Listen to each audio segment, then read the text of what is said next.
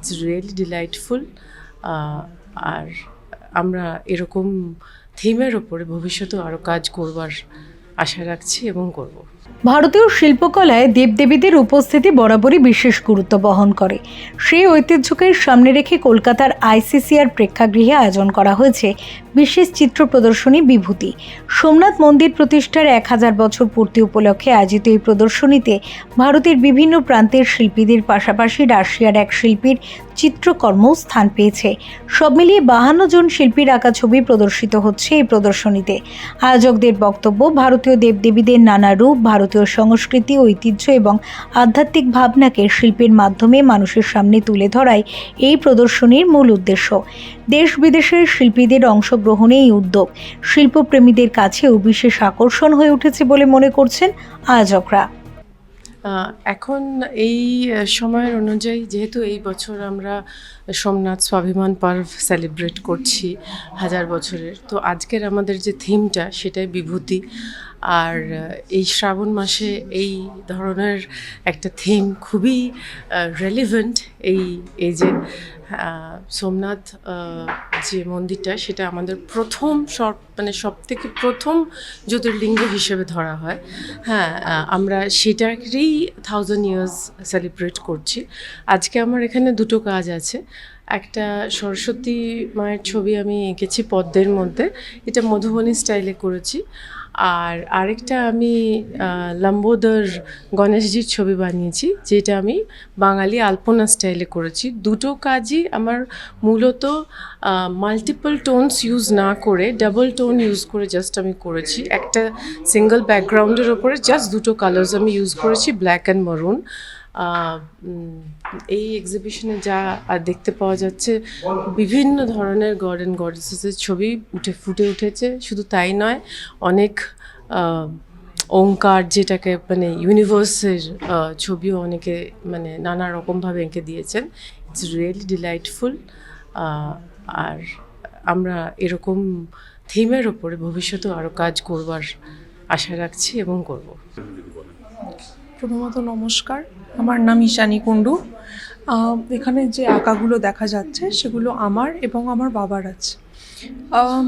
এখানে বেশ কিছু পেন্টিং আপনারা দেখতে পারবেন, যেখানে আমার যে আর্টের ইয়েটা করেছি, নান অফ দ্য গডেসেস, তাদের কোনো ফেস নেই।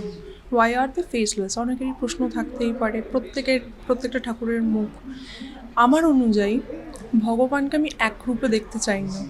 I wanted to leave it to the viewers, তারা কীভাবে সে ভগবানকে দেখতে চায়। আমি একটা রকমভাবে দেখতে দিতে চাই না। যদি আমি আজকে ছোট চোখ করি, তাহলে কি বড় চোখের ভগবান হয় না? বা আমি যদি বড় চোখ করি, তাহলে কি ছোট চোখের ভগবান হবে না? সেটা প্রত্যেকটা ভিউয়ারের উপরে ডিপেন্ড করছে সে কীভাবে দেখতে চায়। এবং আজকে বিভূতিতে পার্টিসিপেট করে তো খুবই ভালো লাগছে। প্রচুর ধরনের আর্ট আসে, প্রচুর আর্টিস্ট আসে, প্রচুর জনের সাথে আলাপ হয়, দেখা হয়। অনেক কিছু শেখার আছে, শেখার কোনো দিনও শেষ হয় না।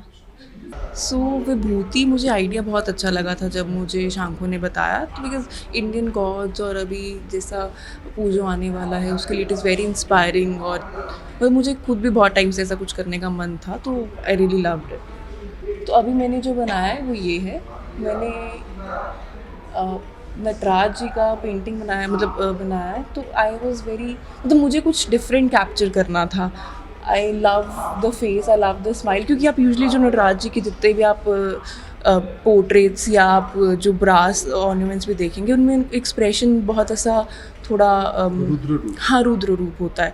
तो I wanted to show something कि हाँ भाई, यू कैन बी कंफर्टेबल, मतलब तांडव तो होता ही रहेगा, मतलब you have to face it with a smile. So I wanted to show that in this. Actually, it is my hobby, and our Indian gods are so beautifully depicted everywhere. It is an amazing thing to do. Inspiration I have not learnt anywhere formally. It's just a passion. But নিজে থেকেই মানে করতে করতেই শিখেছি না। I do acrylic, then handwork also I do of different paintings, Turkey, like every type of painting I try. দেখুন আজকে যে কালেকশনসগুলো আমি দেখছি not only from India but also from the outside, দেবদেবীতে তাদের যে চিত্রকলাগুলোকে পোর্ট্রে করেছে খুব ইন্টারেস্টিং ওয়েতে করেছে, because of the culture, Indian culture, rich culture, এবং বিভিন্ন জায়গা থেকে সেই কালচারগুলোকে ওরা ইনহেরিট করেছে। আমি দেখলাম একজন Russian, he is inspired with our Indian culture, এবং সামহাউ তিনি ইন্ডিয়ান কালচারে ঢুকে সেই জায়গাটাকে কাল্টিভেট করে ইন্ডিয়ান দেবদেবীদের সম্বন্ধে জেনে তিনি কিন্তু একটা পোর্ট্রে করেছেন। অ্যান্ড একটা জিনিস মনে রাখবেন, পেন্টিংয়ে colour and theme is very important. সেই জায়গায় দেখলাম আমি এত বৈচিত্র্য ছবিদের মধ্যে এবং ছবিগুলোর মধ্যে এত গভীরতা, এইটা সত্যি মানে অ্যানশিয়েন্ট টাইম থেকে শুরু করে মডার্ন এজ অবধি যেভাবে লোকেরা পোর্ট্রে করেছে তাদের চিত্রকলাগুলোকে, ইটস রিয়েলি সুপার।